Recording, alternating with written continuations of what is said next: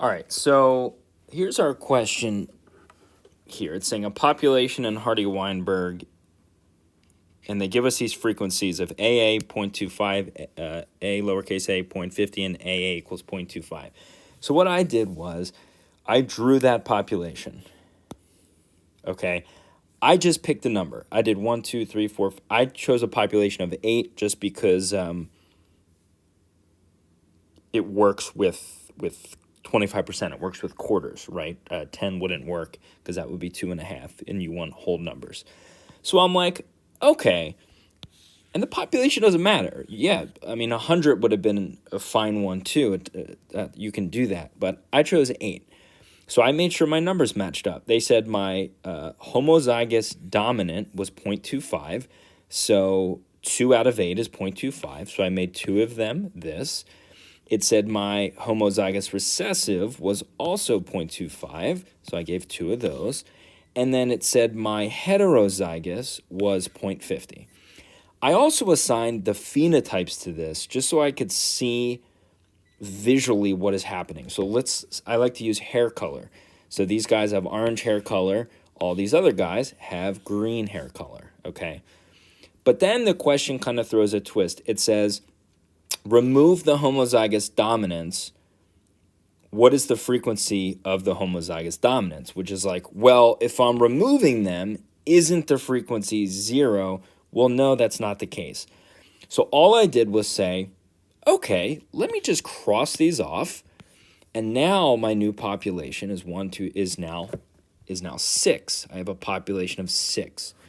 Okay, so now you need to kind of remember what is Hardy-Weinberg. Okay, remember when something's in Hardy-Weinberg evolution, in equilibrium, it means the population is not evolving. Okay.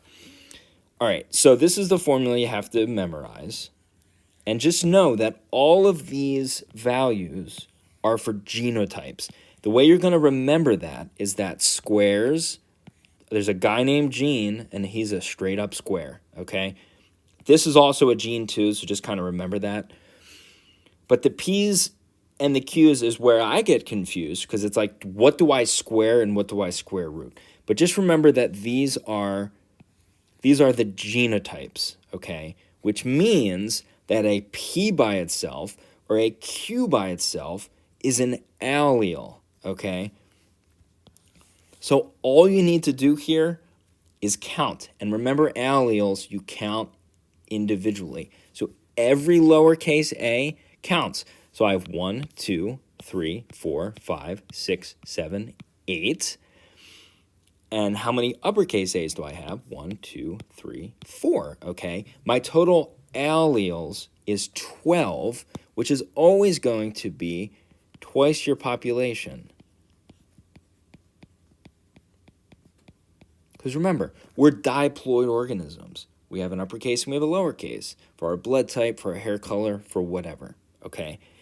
So by simply counting, that's how we get our Q and our P. Now you do have to remember that P is the dominant number and Q is the recessive number. And just remember, P comes in the alphabet first, LMNOP, so that's the dominant one. Okay, so what we found here was the frequency of my lowercase a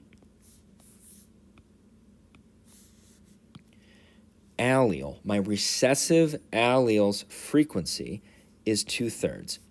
That's my Q value. So if this question was asking for that, that'd be the answer. My uppercase, my dominant allele's frequency is 4 out of 12, which is 1/3. That's my P.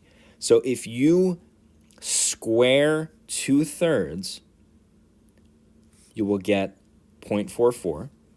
If you square 1/3, you will get 0.11. And I'm just going to double check that. I'm just doing this on an iPhone. 1 divided by 3 to get 1/3, which is 0.3 repeating.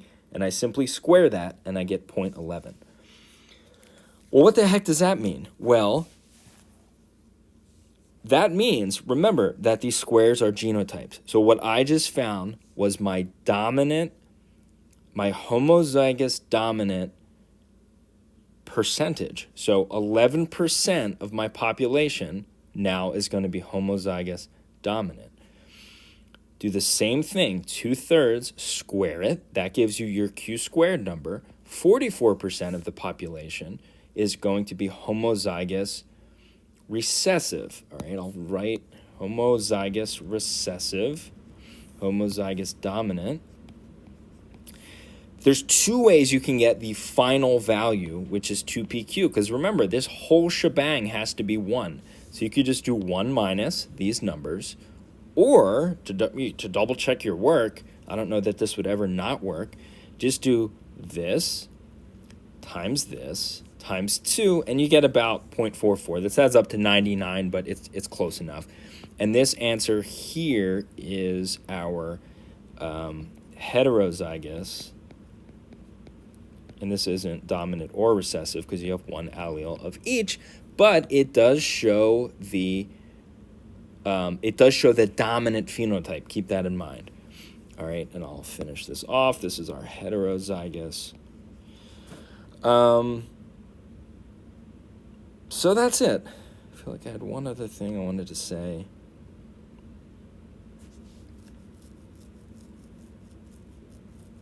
That's it. If they didn't have you remove these numbers, you could do a Hardy-Weinberg just with a population of 8. And the first thing you want to do is just count your letters. Count your letters and find your allele numbers. Oh, this is what I wanted to point out. This, just remember, see how there's this just two different letters next to each other? Hetero means different. That's how you're going to remember that this is your heterozygous number. This is dominant because P comes first in the alphabet, and this is recessive.